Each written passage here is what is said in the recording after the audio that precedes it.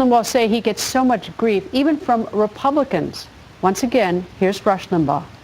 The Republican Party wants a new base.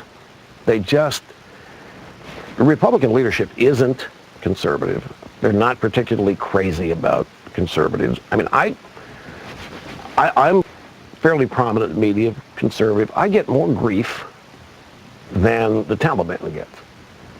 I get more grief than Al-Qaeda gets. And all conservatives do. It's because we do constitute a threat to the way Washington views the country. And I don't think it's so much conservative versus liberal, although it is, but it's Washington versus the rest of the country is what's really transpiring now. And Washington has a mindset and a desire for the country that doesn't dovetail with the majority of the American people. So what is the future of the Republican Party based on what you say? I really don't know. Because politics is too unpredictable.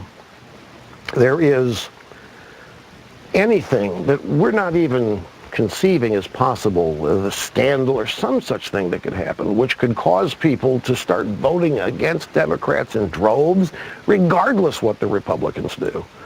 So it's dangerous to start predicting the demise of political parties and so forth. And I'm not doing that. I'm just sharing with you the sense I get as a conservative.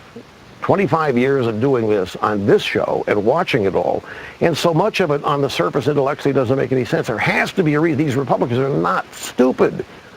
They have to know that agreeing with the Democrats on issue after issue after issue is going to equal Democrat victory after victory after victory. So why are they doing it? Is there no room for negotiation, bipartisanship? I mean, is it just opposition? Between who? Between the two parties? Are you suggesting the Republicans shouldn't negotiate and have a bipartisan approach with Democrats? Well, yeah, pretty much, because I don't think we have anything in common with them. I mean, where's the commonality? I don't have anything in common with Obama, policy-wise. Zilch, zero, nada. You know, compromise is portrayed as this wonderfully erudite and elite, superior form of existence. And too often what it means in Washington is that conservatives have to compromise their core in order to be considered nice people or what have you. I'm about defeating them, Greta, not compromising with them.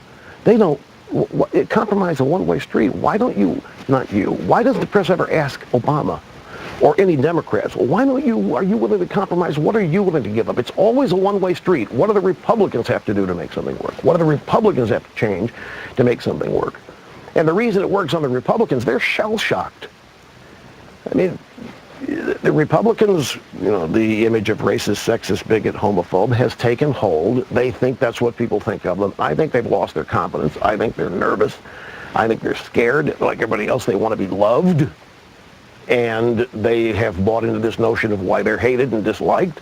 They're trying to change that rather than defeat the people responsible for it all. I'm about defeating them within the political arena of ideas.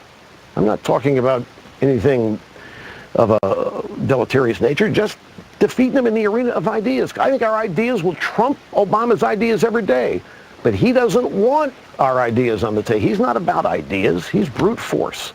Obama's about eliminating opposition, not working with it. So why should we help him? I think the Democrats are the people who need to be defeated. There's nothing about what they believe that I want to compromise with. I want to defeat it. Look, at the country's hanging by a thread here. As founded, it's hanging by a thread. We're about to lose it. Why compromise with the people responsible for this?